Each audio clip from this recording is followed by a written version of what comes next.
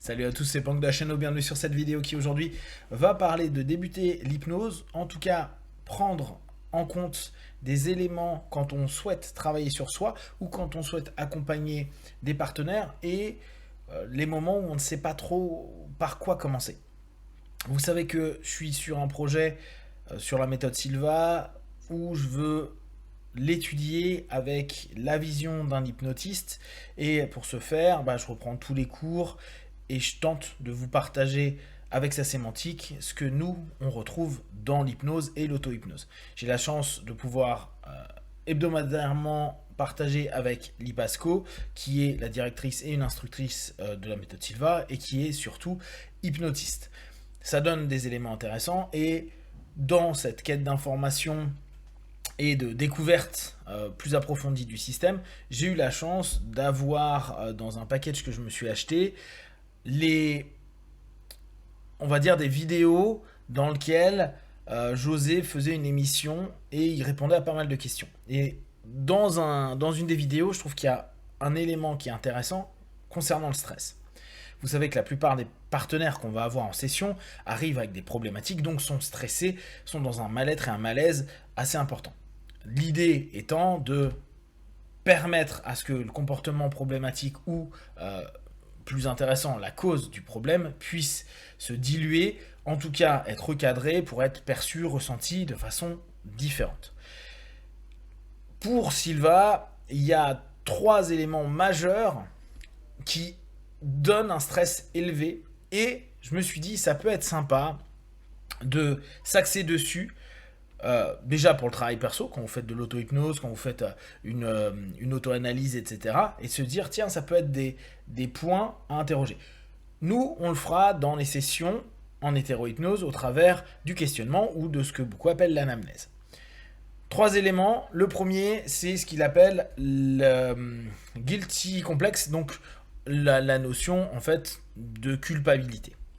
Culpabilité qu'on retrouve très souvent dans les sessions avec les personnes qui disent je veux arrêter le tabac mais j'y arrive pas, je veux ne pas manger de sucre mais je n'y arrive pas, je veux faire ceci, cela et je détruis tout et j'y arrive pas, et avec cette espèce d'énorme culpabilisation à se dire je suis non capable de,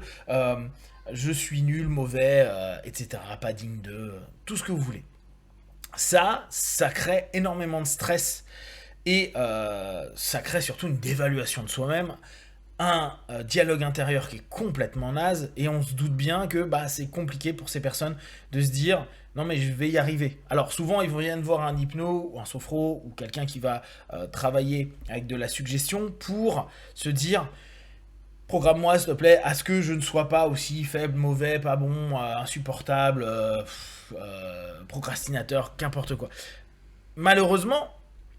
c'est pas les hypnos qui vont faire ça. C'est toujours le partenaire qui a la possibilité de... Mais à la place de se dire à longueur de temps, je suis qu'une merde, j'y arriverai jamais, regarde, je recommence toujours les mêmes patterns, les mêmes schémas, les mêmes modèles, nous, on va leur montrer que, ok, il y a des trucs qui ne sont pas bons à ce moment-là, qui aujourd'hui sont peut-être des process et des programmes, on va garder ce mot-là, qui sont dissonants, mais qui ont pu avoir quelque chose de positif par le passé, et aujourd'hui, pour une raison ou une autre, c'est plus en accord avec ce que l'on est. Et tout notre boulot va être de permettre à se rendre compte que, à la place d'être coupable, donc n'oubliez pas, et ça retouche des vidéos que je vous ai proposées il y a peu de temps sur tout l'auto-jugement qu'on va avoir, et l'auto-jugement qui va nous emmener vers une sentence, et la sentence qui va dès lors être dure et qu'on va se faire vivre comme si on va se flageller à longueur de temps avec des sémantiques à la con, avec des pensées à la con, avec des comportements qui vont confirmer dans un espèce de cercle vicieux. Là, nous, notre job, ça va être d'aller apaiser, ou si on le travaille de façon perso, de commencer à déculpabiliser, arrêter de croire qu'on est tout puissant, ramener vers nos forces et nos faiblesses et ainsi de suite. Première chose donc, la culpabilité. Deuxième chose, c'est les conditions de vie. J'ai trouvé que c'était assez intéressant comme notion, et ça on l'a énormément quand on fait notre questionnement sur la systémie. Prenez bien en compte dans quel système évolue notre partenaire, son boulot, sa famille, ses amis, dans quel système il a aussi évolué, même si nous, on travaille toujours dans un ici et maintenant, parce que c'est le ressenti perçu de cet ici et maintenant, qu'importe ce qui a pu être vécu et qui a initié, ou en tout cas qui a créé le comportement, dans un premier temps, dans notre questionnement, c'est ce système-là qui parfois n'a même pas besoin d'un rapport au passé pour se rendre compte qu'il est complètement toxique, problématique, et qui va créer un maximum de malaise, de stress, et dès lors des partenaires qui ont l'impression à nouveau de se retrouver dans des cycles où rien ne se passe comme ils veulent, avec beaucoup d'angoisse et cette espèce de sensation de se dire j'arrive à rien faire parce que ça va demander à un moment ou à un autre une décision qui va souvent être de changer un boulot, changer de contexte familial, contexte social. Alors, on a beau dire oui, mais c'est pas en changeant des choses à l'extérieur qu'on change ce qu'il y a à l'intérieur. Bien sûr, c'est pas le cœur, mais c'est un levier. Quand on est dans un monde toxique,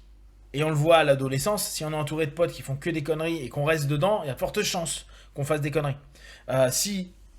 on ne suit pas, donc on va dans un autre contexte que les potes qui font des conneries, en général, on va avoir moins de problèmes, surtout si on trouve quelque chose qui est plus constructif à un moment donné. Et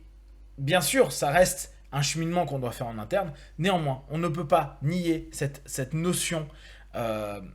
et l'importance du système et de l'impact du système, et donc nos décisions par rapport à ces systèmes-là.